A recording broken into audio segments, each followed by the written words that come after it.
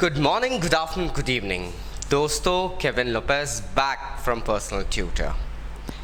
Standard 8th English book में एक chapter है द साउंड ऑफ म्यूज़िक.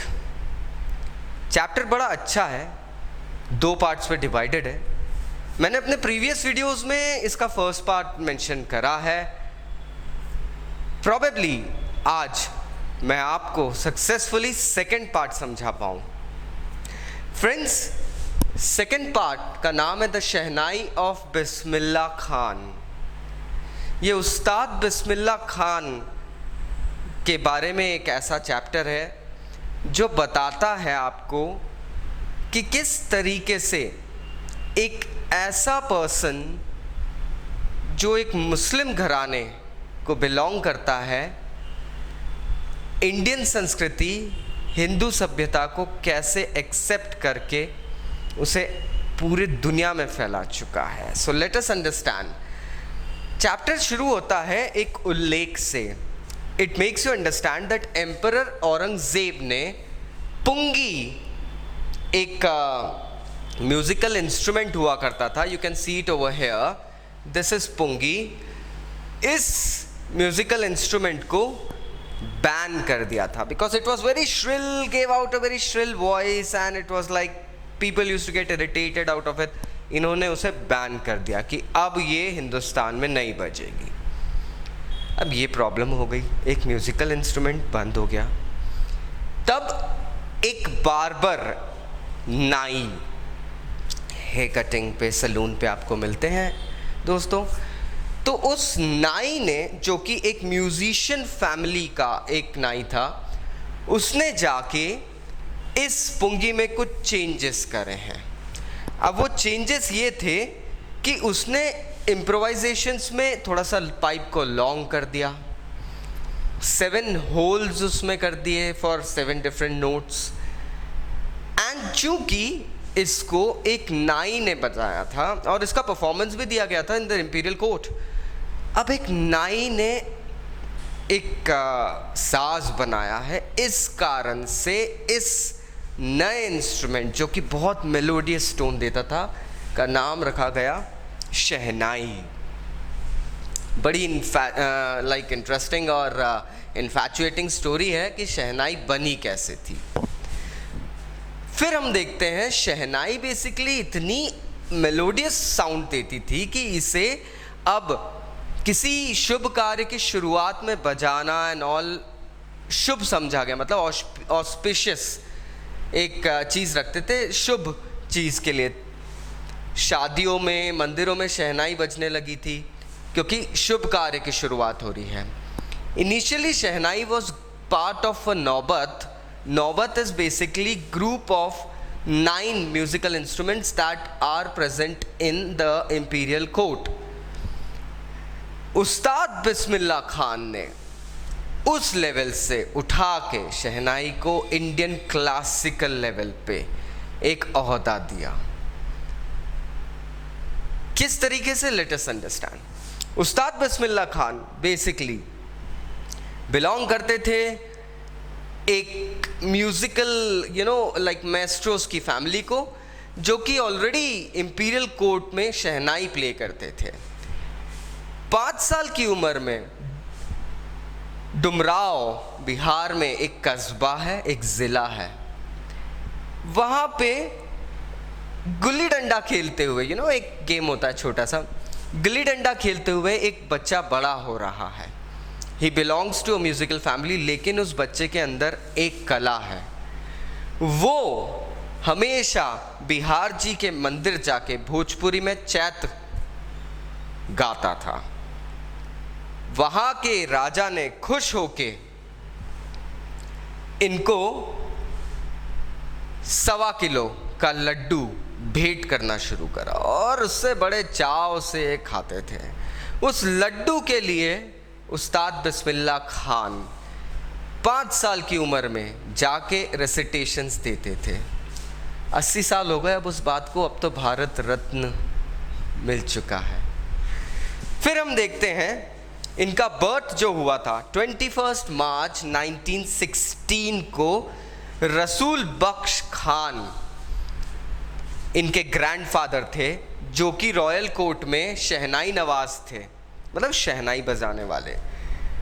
इनके पिताजी का नाम पैगंबर बख्श था, ये भी लाइक एक शहनाई वादक थे। तो हम देख सकते हैं दैट उस्ताद बिस्मिल्लाह खान की फैमिली जो थी वो ऑलरेडी इस प्रोफेशन से जुड़ी थी, इस म्यूज़िकल इंस्ट्रूमेंट के साथ जुड़ी थी। तो जाहिर बात है it was in his genes. But 3 साल की उम्र से वो अपनी माता जी के साथ में अपने मामा के यहाँ जाने लगे, बनारस, अब वाराणसी बोलते हैं, जिनका नाम था अली बख्श। उनके मैटरनल अंकल जो थे वो बालाजी टेम्पल और मंगला मैया के टेम्पल, गंगा के घाट पे जो टेम्पल्स है वहाँ पर म्यूज़िक घंटों बजाते थे और बिस्मिल्लाह खान उन्हें बस देखते रहते थे। कहते हैं वहाँ पे उस गंगा नदी के किनारे जो लहरों का संगीत उस्ताद बिस्मिल्लाह खान के जहन में बैठा, उस म्यूज़िक ने इनके अंदर एक इंटॉक्सिकेशन दायर करा। He was totally now ready to take the shehnai to another level. And 14 साल की उम्र में उन्होंने एक्सपर्टीज़ कर ली। उन्होंने एक्सपर्टीज़ हासिल करने के बाद में इलाहाबाद म्यूज़िक कॉन्फ्रेंस में जाके परफॉर्मेंस दिया।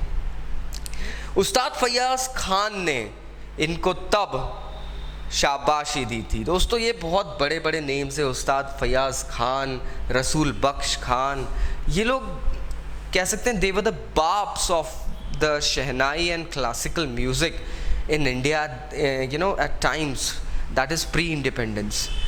तब इन्होंने उस्ताद फैयाज़ खान साहब से शाबाशी हासिल करी है। That is a big thing. उन्होंने उनको यही कहा था, बिस्मिल्लाह खान साहब को उस्ताद फैयाज़ खान ने यही कहा था कि इस प्रैक्टिस को चालू रखना, बंद मत करना, तुम्हें बहुत आगे जाना है बेटा। 1938 में लखनऊ में ऑल इंडिया रेडियो का स्टेशन लॉन्च होता है और उस्ताद बिस्मिल्लाह खान साहब वहाँ पे परफॉर्मेंस दे के पूरे भारत में एक रेनाउंड नेम बन जाते हैं।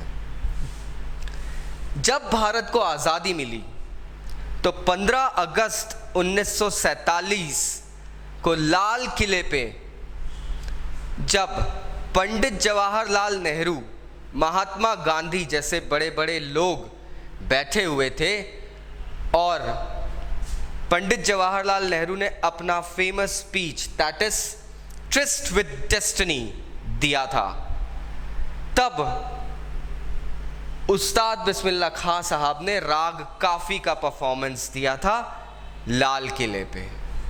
बहुत बड़ी बात होती है दोस्तों, this is like beyond imaginations.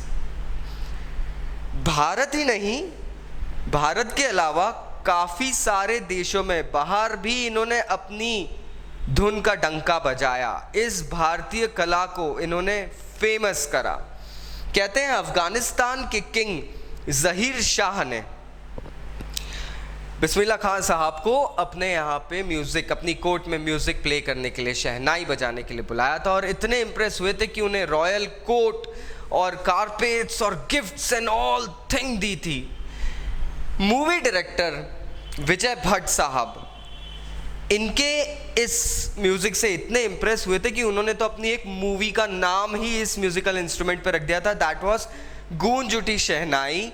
उसका एक काफ़ी फेमस सा गाना आज भी हमारे एल्डर्स, हमारे सीनियर्स, हमारे मेंटर्स जानते हैं इस गीत को, दिल का खिलौना टूट गया जो था। उस वेंचर में उस्ताद बिस्मिल्लाह खान साहब का कहीं ना कहीं इनकलकेशन है। In fact not just Hindi but Kannada में विक्रम श्रीनिवास की मूवी सनादी अपना भी इनके म्यूज़िक से इंस्पायर्ड थी। लेकिन बिस्मिल्लाह साहब का इंक्लिनेशन इस सेल्यूलॉइड की तरफ कम था। He did not wanted to go ahead and wear a mask and just paste something somewhere as a cellophane or sellotape. He wanted to go ahead and explore the openness of the music rather than being bound by certain cuts and directions. US में पहले Indian बनते हैं, ये पहला भारतीय musician जो Lincoln centre hall में जाके परफॉर्मेंस देता है। मॉन्ट्रियल में world exposition and then Cannes art festival. It's perhaps the epitome for the artisans and musicians. He had gone ahead and performed. ये तो बस कुछ उपलब्धियां थी। अगर हम ईरान जाते हैं तो तेहरान में वहाँ की मतलब सरकार ने एक ऑडिटोरियम पूरा इनके नाम से बना के रख दिया है। दैट इज नोन एज तहार मौसीकी उस्ताद बिस्मिल्लाह खान। इन सब चीज़ों के बाद में बिस्मिल्लाह खान साहब काफ़ी ऊपर उठ गए थे। उनका नाम इंडिया में बहुत अदब के साथ लिया जाता है। He actually went ahead and showed the people around the globe that yes, Indians also have a potential. Padmashri, उसके बाद में पद्म भूषण और पद्म विभूषण जैसे अवार्ड्स इन्होंने अपनी झोली में डाले। And finally India's highest category of awards में जो एक अवार्ड आता है वो 2001 में उस्ताद बिस्मिल्लाह खान साहब को दिया गया। That was Bharat Ratna. इस अवार्ड का मतलब है that you are a gem of this country. उस दिन बिस्मिल्लाह साहब की आंखों में आंसू थे और उन्होंने एक बहुत ही मौसीकी भरी मुस्कान देके लोगों को ये संदेश दिया कि अब वक्त आ गया है हमें अपनी औलादें, हमारे बच्चों को, हमारी अगली जनरेशन, हमारी पीढ़ी को इंडियन क्लासिकल म्यूज़िक के बारे में बताना चाहिए, क्योंकि अब तो वेस्ट भी हमारे इस म्यूज़िक की तरफ खींचा चला आ रहा है। दुनिया में कहीं भी वो रहें, उनका जुड़ाव बनारस और डुमराव से नहीं टूट पाया। उनके एक स्टूडेंट ने उनके लिए अमेरिका में बनारस जैसा एटमॉस्फेयर तैयार करने तक की हामी भर दी थी। He said that he would be creating the temples and everything around him so that he would be getting the aura of being in like Banaras. But Bismillah Khan साहब ने सिर्फ एक बात रख के उस स्टूडेंट की बोलती बंद कर दी। ये कहा उन्होंने, क्या तुम उस गंगा को, उसकी लहरों को, उसके पानी को उठा के यहाँ अमेरिका में बहा सकते हो? He was speechless. मुंबई में रहते रहते उन्होंने एक जिक्र करा था, एक इंटरव्यू में एक जिक्र करा था। उन्होंने कहा था दैट मुझे बनारस में वो गंगा का घाट और डुमराव में जो छाछ मिलती है, जो मट्ठा मिलता है, उससे कोई दूर नहीं कर सकता। ये कहानी थी एक ऐसे म्यूजिशियन की जो इंडियन क्लासिकल म्यूज़िक में शहनाई को इतनी ऊंचाइयों तक लेके गए कि आज जब उनका इंतकाल हो चुका है, friends, he is no more with us, still he is revered in the realms of Indian classical music. Being a Mohammedan, being a Muslim, this fellow every day made a point to go ahead and play Shehnai at Kashi Vishwanath temple, the epitome of Hinduism. So this is the chapter, my friends. अब आप आशा करता हूँ आप इसको समझ चुके होंगे। Still अगर कोई डाउट्स है तो नीचे कमेंट बॉक्स में कमेंट करिए। I'll be going ahead and replying back to you. I'd also like to inform you that we have gone ahead and started taking online classes on various applications. If you are interested, my friends, please हमें description box में दिए गए numbers पे contact करिए. We will be getting back and trying to support you. Take care. Bye bye.